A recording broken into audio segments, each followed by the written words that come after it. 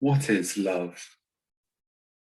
Whilst I am sure that there are many possible definitions, I would like to share with you a way of looking at love. Love is a desire for the transcendent, a longing to be in the presence of that which is beyond, to dwell in that which is beautiful, that which is good, and that which is true. The good, the true, and the beautiful are known in the Western philosophical tradition as the Transcendentals. And these Transcendentals are doorways into the sublime.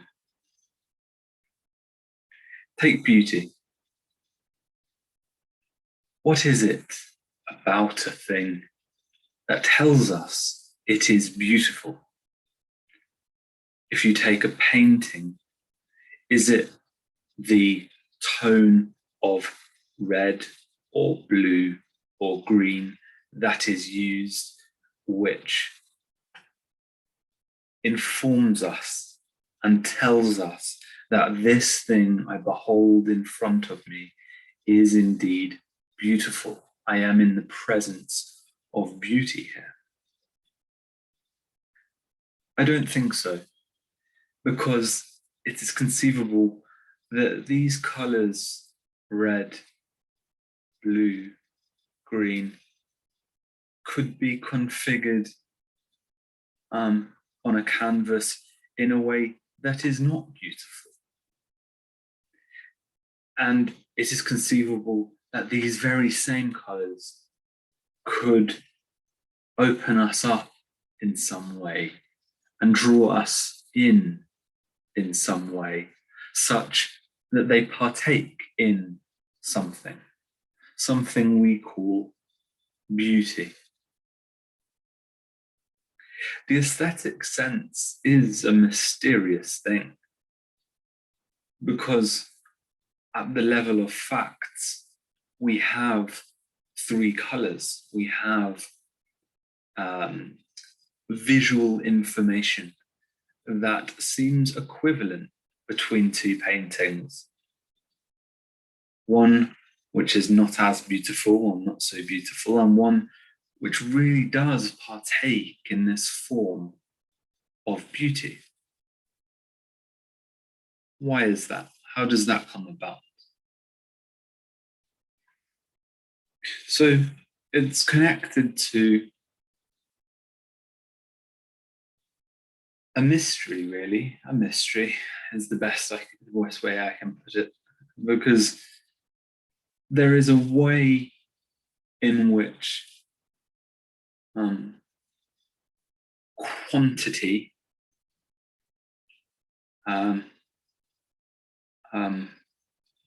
or perhaps facticity is better. There is a way in which facts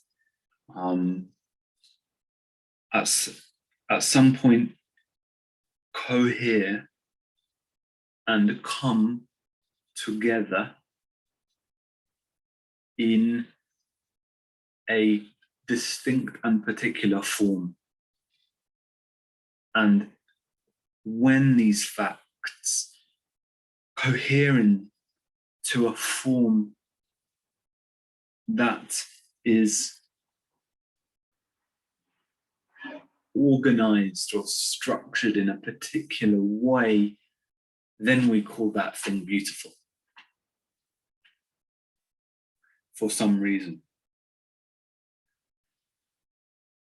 So an ancient view on this is that what is happening there is that the paint, the way the paint is organized on the canvas, is participating in a form, in the form of the beautiful. The paint, you see, could be organized in a whole variety of ways. You have a canvas, you have red, you have blue, you have green. And there are an infinity of possibilities before you as an artist when you look at the canvas. And when I say an infinity, I mean, practically speaking, the paintbrush could produce a whole range of forms, so many forms that if you spent your entire life trying to paint these forms, you wouldn't have enough time. There's so many potential uses for the paintbrush that it is close enough to infinity. So there is a way in which, from the facticity, from the fact that I'm here before a canvas with my red, with my blue, with my green, these are the facts of the matter.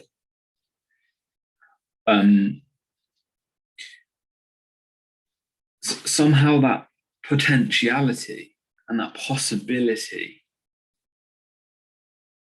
which the matter, the facts, are a kind of potential. These three colors in my palette are a great source of potential and possibility and choice. But by some mystery, by some way, I do not do the 10,000 things that I could do, but instead I decide to paint a particular form in a particular way, and all the while intuiting how it should be, how it ought to look. And this is the aesthetic sensibility of the artist. The artist is, in this sense, aiming at beauty. The artist is aiming to give a body to a abstract form, because beauty can only really be understood through examples. We recognize this thing is beautiful, and this, it comes over us, it washes over us, and now we are struck by the realization that we are in the presence of beauty. And there is an aiming for that in art, at work in art.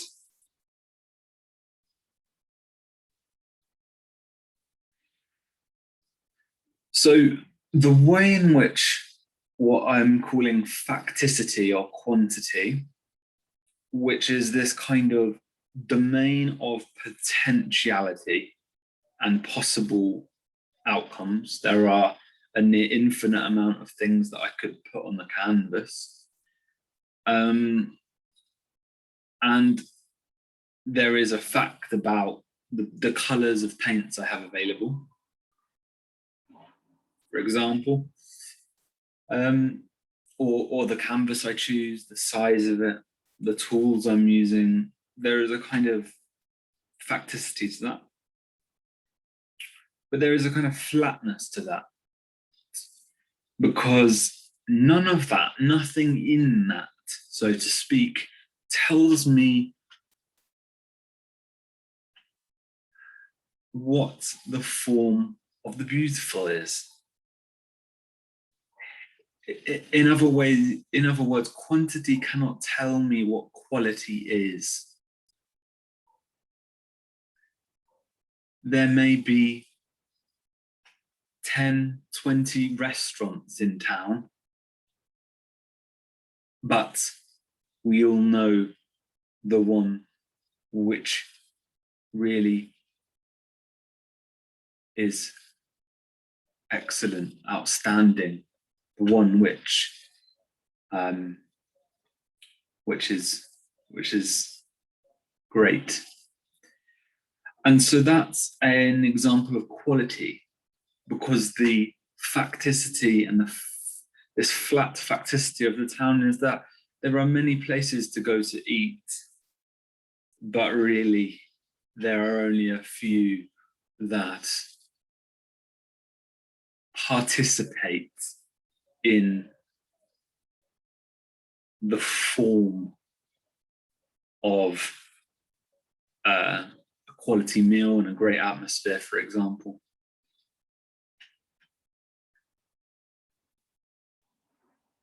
And so you may be able to see that this pattern is at work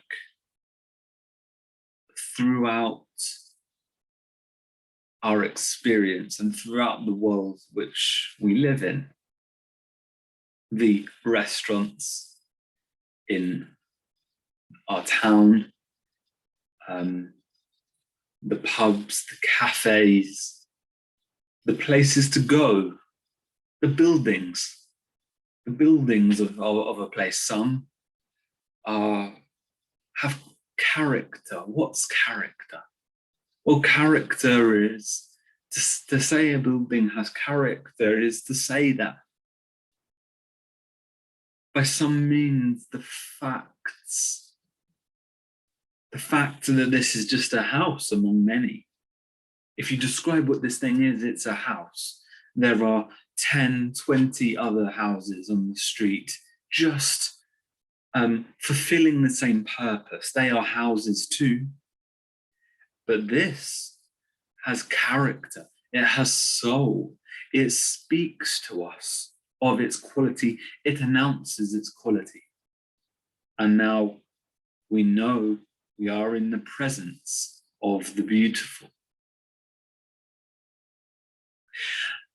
All of this is connected to love in my mind, because this very process of beholding quantity, beholding facticity, beholding, excuse my my language here, I'm reaching for things to try and explain an intuition, so I hope you'll forgive me for the potentially sort of clumsy language. But so love is the way in which this quantity, the facticity, the fact that if you're choosing somewhere to live, there's loads of houses, there's hundreds of houses in the town. So if you want a place to live, any of them will do, right? I mean, right? That makes sense, doesn't it? It makes rational sense, doesn't it? Or if you want a coffee or you want to go to eat, any of them will do, won't they? Won't they? Well, no, not any of them will do. Because there's a way in which that quantity, that facticity, has to collapse into, instead of collapse, I think maybe cohere or come together. I recently learned that the word symbol in Greek is connected to the idea of two things being thrown together. So a symbol is where two things are thrown together. And so a symbol is a place where things are meeting. And so I might say that it is when the symbol emerges, when your desire, where the desire of your heart comes together with the character of a place, that there is a symbol and a coincidence and a synchronicity together in time, the coinciding of, the throwing together, the symbol. And so reality is symbolic in that sense, in the sense that I will not go to just any restaurant or any cafe, and I won't just choose anywhere to live. Human beings don't do this.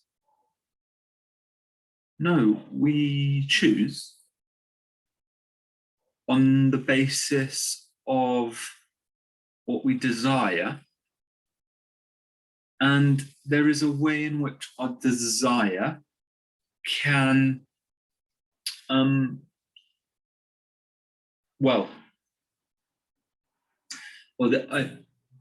is this the right word to use? Our desire can be educated,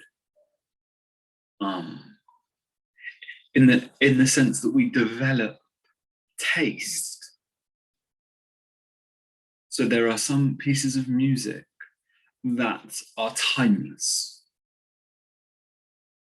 and they hit a note of such sublimity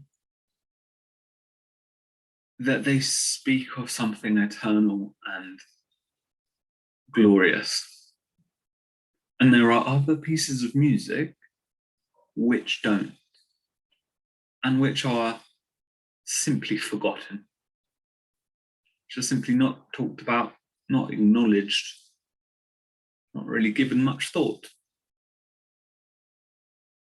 And so there is a hierarchy of quality in this world we live in. A Mozart symphony and a kind of more crass, thoughtless and forgettable piece of music. Both of these things exist in the sense that if I go on to listen to music, if I would like to listen to music, then I have choices. And what do I choose? And part of taste is the way in which our desire for what I am to listen to is educated or is refined towards this form of the beautiful. Perhaps we can never ultimately know the form of the beautiful in and of itself. Perhaps it is ultimately transcendent in that sense, but we can acknowledge when we are in the presence of it. This much is clear. This much is almost self-evident. It is so. It is just so that some places have character, some places, some music is remembered and is really sublime and outstanding. And so let me see if I can pick up the thread here a little. And so this fact of quality, this truth that beauty dwells in certain places and certain times and certain localities, we could say, there are places in our experience that deeply participate in the beautiful. And we know this. We know this. This is a fact of our experience. The fact that this is so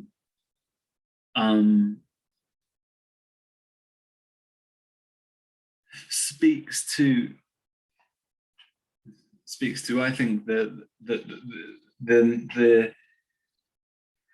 nature of love, because love is in some sense the way in which things come together.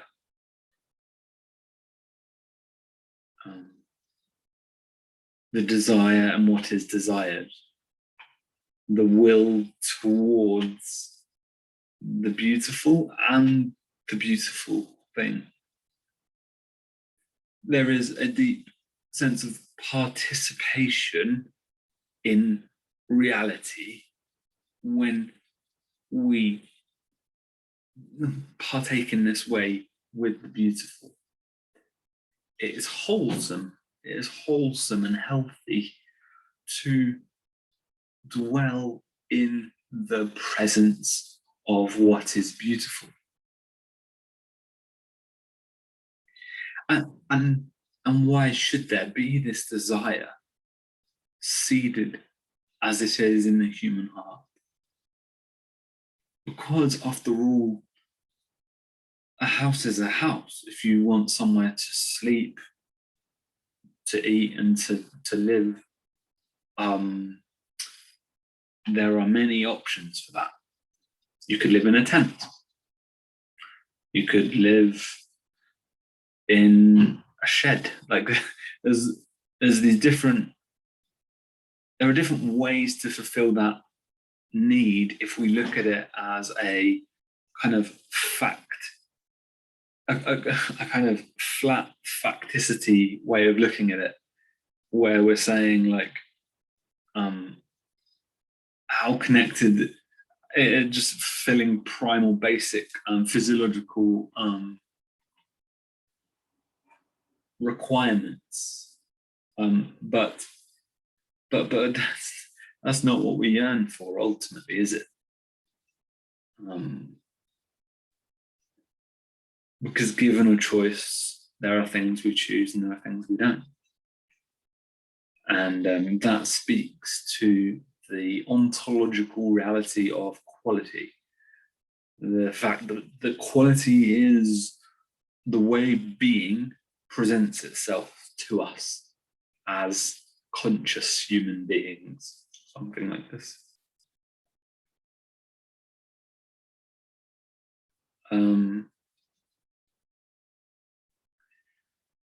And so there's a deep connection between beauty and love.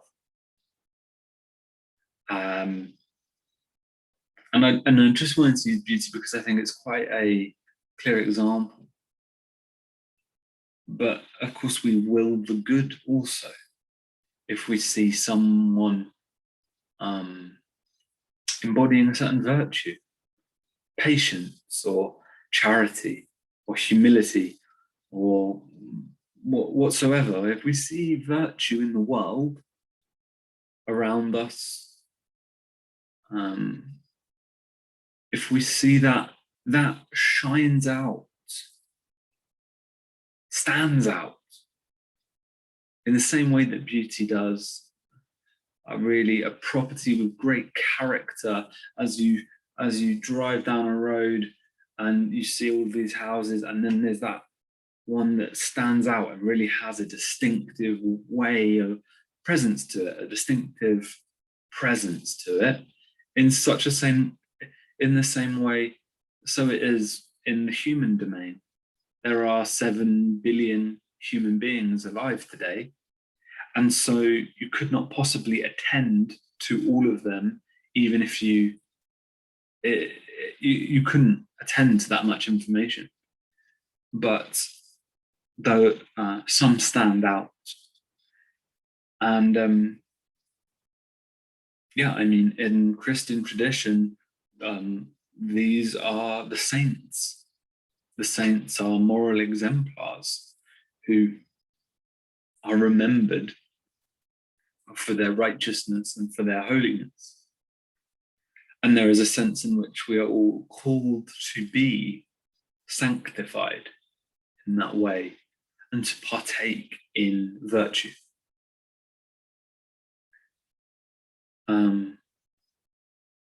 And if you kind of invert that, when we're in the presence of evil and vice, there is a palpable yearning there is an absence of virtue here.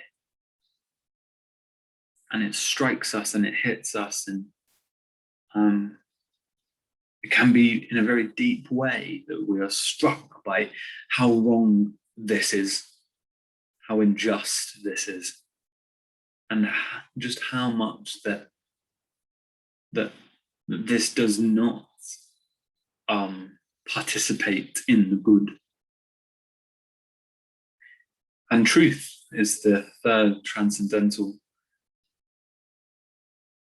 You know, even if things are pleasurable and going fine, we want things to be true.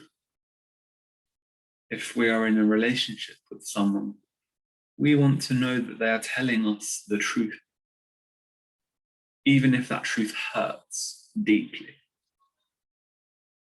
Because we want to know what's true. There is a way in which our intellect, our mind, is forever seeking that. Among all the propositions, among all the information and ideas coming in, again, we couldn't possibly attend to all of that. We want to know what presents itself as true, what stands out as true. And so in all of these three domains, the good, the true, and the beautiful, what connects them is quality and presence. There is a way in which the quality of something as participating in the form of the beautiful, the form of the good, the form of the true, announces itself to us in our experience. And there is a recognition, a kind of recognition is the best word, I guess, a way in which that form is recognized, and we say, yes, that is true. That is how music should be. That is how buildings should be. That is how art should be. That is how a person should be. That is how humanity should be. This is how we should treat each other, or whatsoever it is. And these are all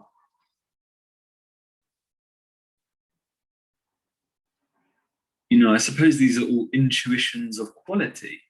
These are all ways in which the infinite field of information, the facticity or the quantity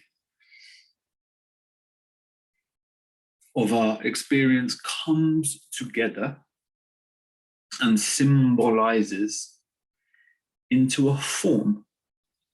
And that form is the height of our desire. If we desire anything, it is that form. The good, the true, and the beautiful. And you can think of these three transcendentals as in a dynamic relationship, each in some way participating in the other. That which is beautiful says something of that which is true. That which is true says something of that which is good. That which is good says something of that which is beautiful. There is a relational aspect to these three transcendentals. And indeed, we might think of them as a unity.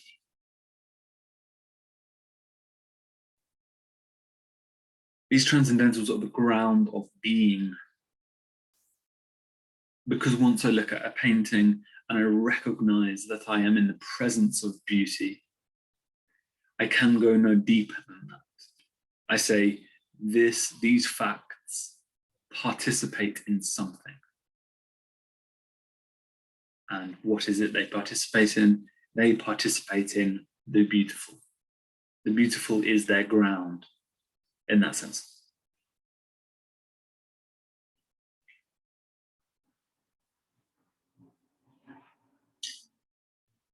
And our hearts yearn for these things. There are, of course, many things that our hearts yearn for.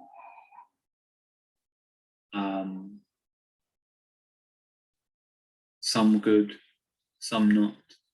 Some true, some not. Some beautiful, some not. Our desires run amok and pull us here and there. And this is the problem of the passions. Our passions lead us into facticity, into infinity, into the edge, away from the forms, into chaos.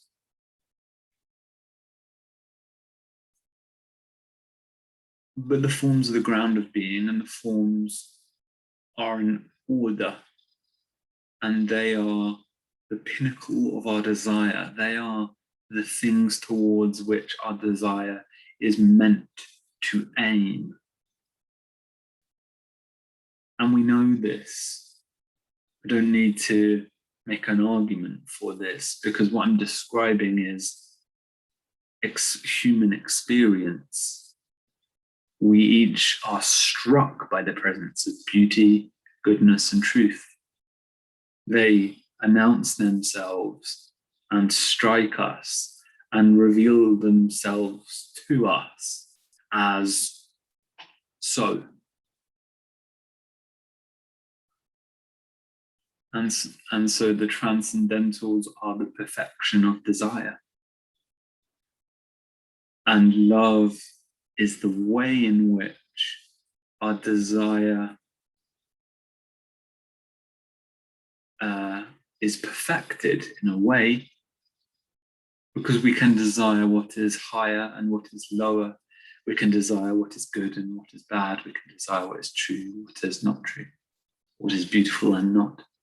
We can desire an infinity of things. When I have my canvas and my red, my blue, and my green, I could paint anything, couldn't I? And that's can lead to a chaotic sea, because it's desire run amok, desire not submitted to what is higher, or desire not oriented towards or aimed at what is higher. And through the good, the true, and the beautiful, the infinite and the eternal disclose themselves to us, don't they? When you hear a sublime piece of music or an astounding piece of,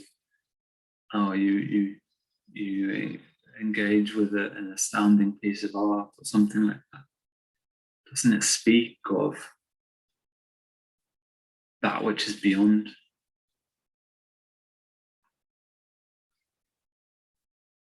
And so I offer this reflection to you, that love is desiring the good, the true, and the beautiful, and coming together with them.